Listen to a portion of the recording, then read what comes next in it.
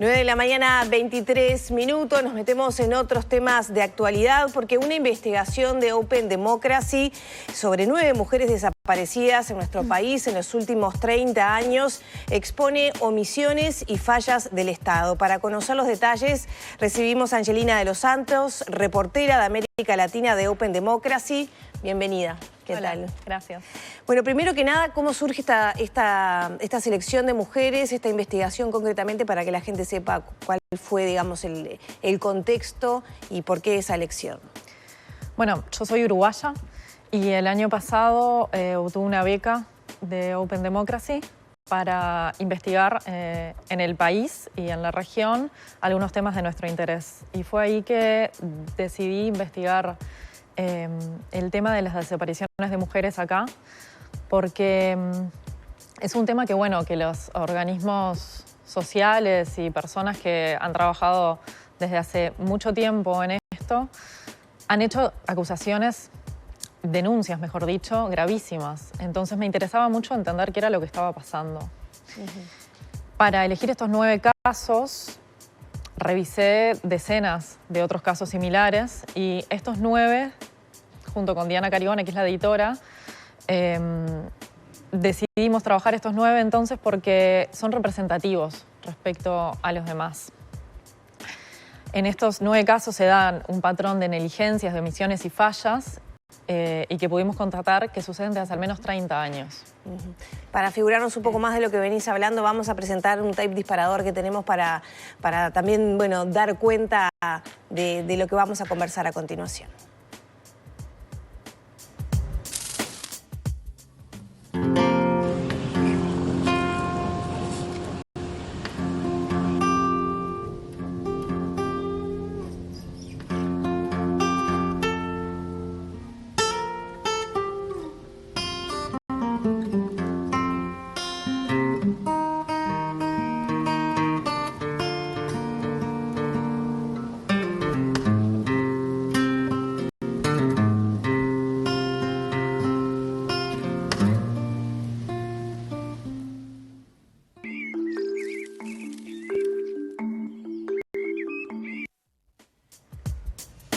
Bueno, ahí veíamos un poco de qué se trata esta investigación que nos venías adelantando. Hace poquito fue el Día Internacional de la Trata. Me ha tocado dialogar con organizaciones, Dónde están las gurisas, Encuentro de Feminismos Diversos, que insisten y vienen haciendo un seguimiento de cómo estas desapariciones podrían estar vinculadas a redes de trata, de explotación sexual también, pero van quedando como abajo de la grilla de prioridades de las investigaciones. ¿Lo pudieron corroborar eso? Sí, justamente a raíz de esa hipótesis de investigación fue que empezamos a entrevistar e indagar en estos 9 casos y lo que hallamos son consistentes y continuas negligencias y fallas. Por ejemplo, en todos los casos hay indicios de explotación y trata. En uno de los casos, al menos hay una prueba muy evidente de que hay un nexo entre estas dos cosas y, sin embargo, lo que hallamos fue que las autoridades no unen estas hipótesis y no siguen esas líneas de investigación. Ahora, ¿es por falta de capacitación, falta de voluntad? ¿Qué han detectado en ese sentido? Porque también hasta hace muy poco no se hablaban de estos temas, no había formación ni de los funcionarios ni de los investigadores. ¿Detectan algo de eso? Sí, detectamos algo de eso porque entendemos que Uruguay es un país que cuenta con robustas leyes, tanto para sancionar y prevenir lo que es la explotación y trata, pero sin embargo no se aplican estas leyes.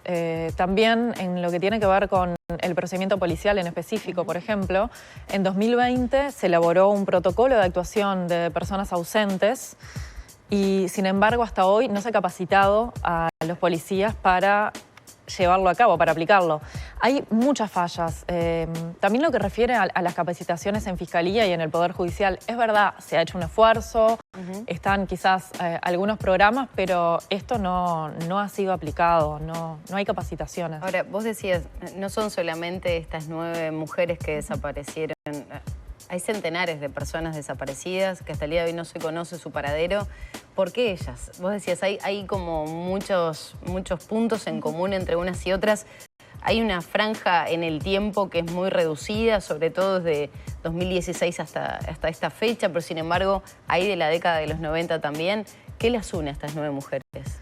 Bueno, por ejemplo, nosotras elegimos trabajar el caso de Silvia Fragueiro, que desapareció en diciembre de 1994, porque las negligencias y fallas que encontramos en su caso se repiten hasta hoy. Déjenme contarles, por ejemplo, que Silvia viajó a Punta del Este para trabajar como empleada doméstica, ella es de 33, y un día, el 21 de diciembre, le dijo a su empleadora, bueno, voy a salir a caminar, salió de la casa de la empleadora y no apareció más. Sin dinero, sin documentos, sin nada. Sin nada, salió y no volvió.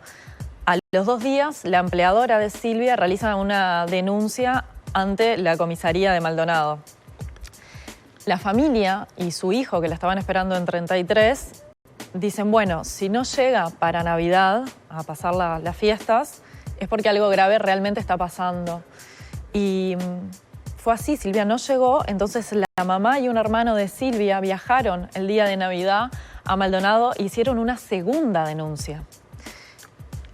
De ese momento a febrero, la familia empapeló la ciudad, se contactó con lugareños, con turistas, recorrió los lugares en los que ella había estado y llevó pistas a la policía.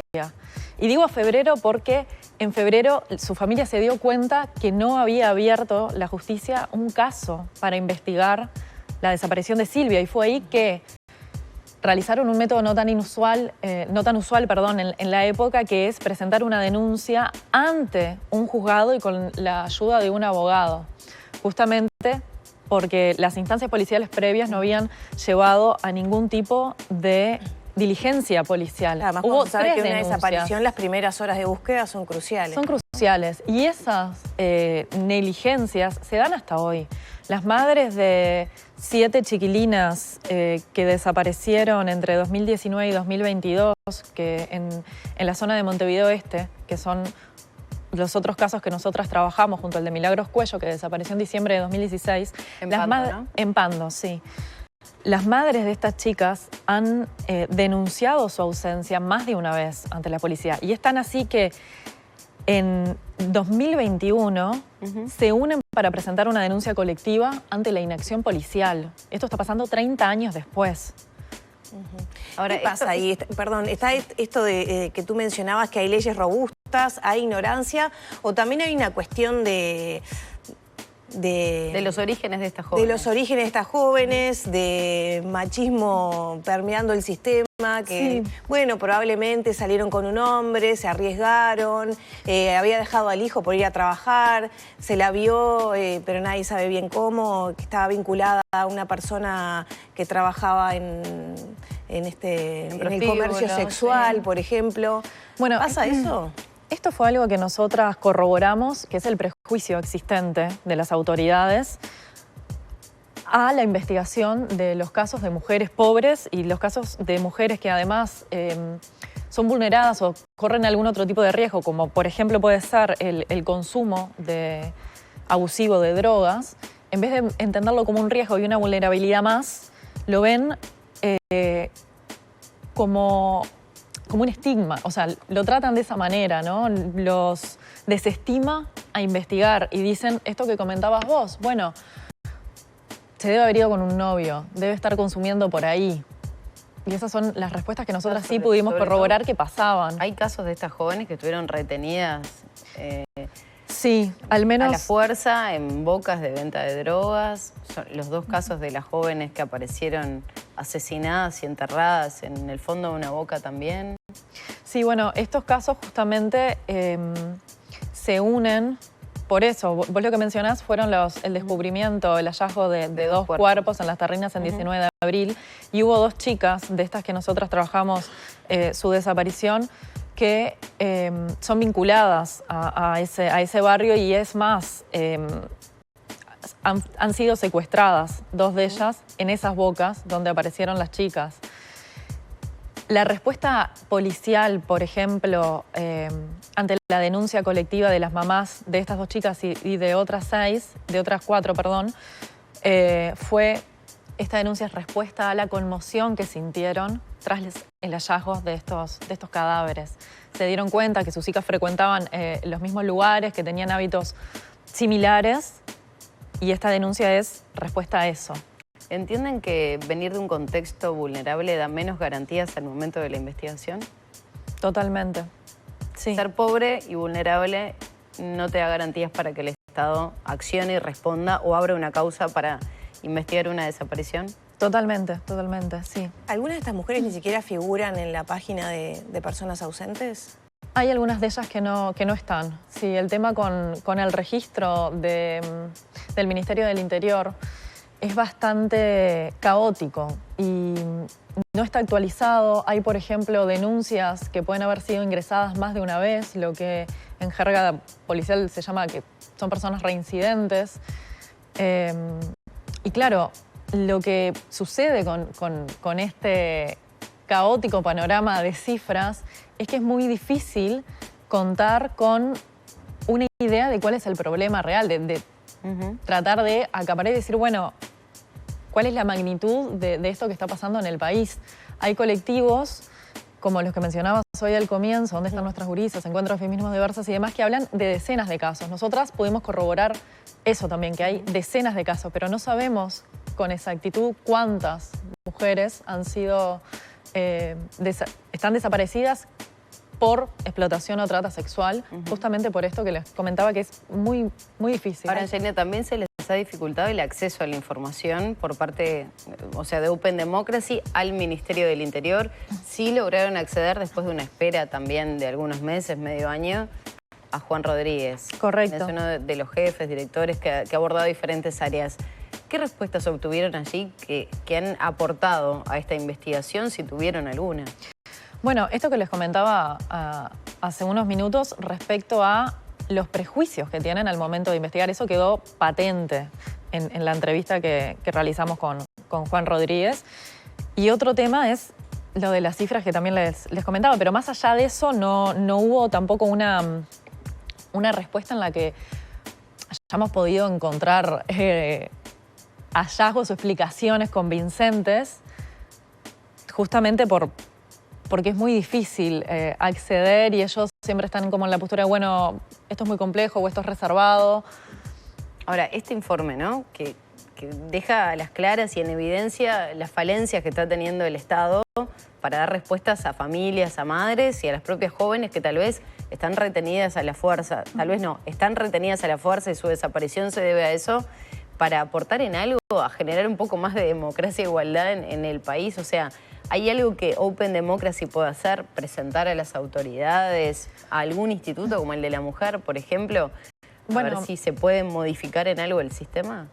Open Democracy es un medio de noticias internacional que tiene base en Londres. Entonces nuestro trabajo es un trabajo periodístico. El material está ahí, es accesible. Acá te mostramos esta realidad. Exacto, es un trabajo periodístico. O sea, si las autoridades toman nota de esto, que es a su vez lo que vienen denunciando hace años las organizaciones que trabajan en los territorios con estas mujeres, buenísimo. Hemos tenido, por ejemplo, algunas respuestas sobre la importancia también de haber publicado algo así para, por ejemplo, poder ejercer algún tipo de presión en lo que tiene que ver con la creación de una fiscalía especializada en trata, ¿no? Que esto fue un comentario que recibimos después. Pero más allá de eso...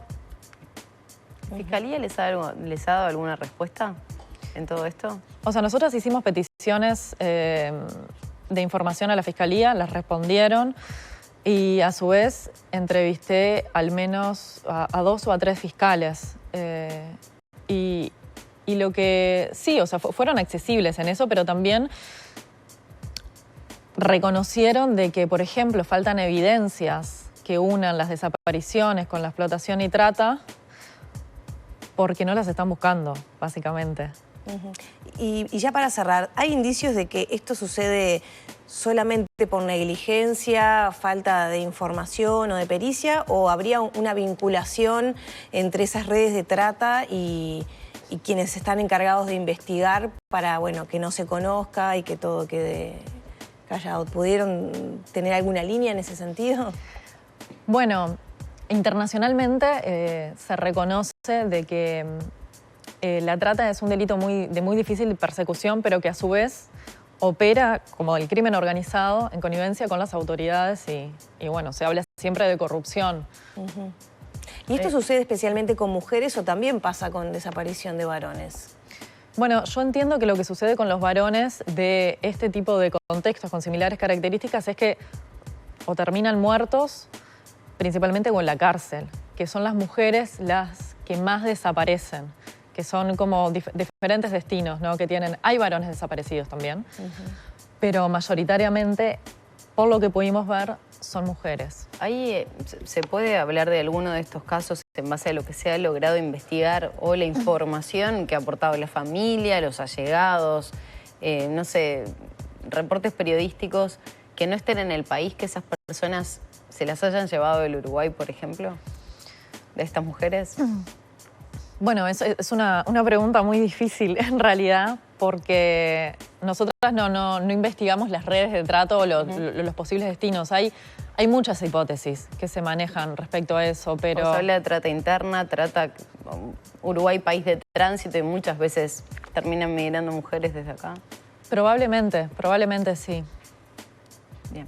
Angelina, muchas gracias por estos minutos, gracias por este trabajo y bueno, por compartir también esta información.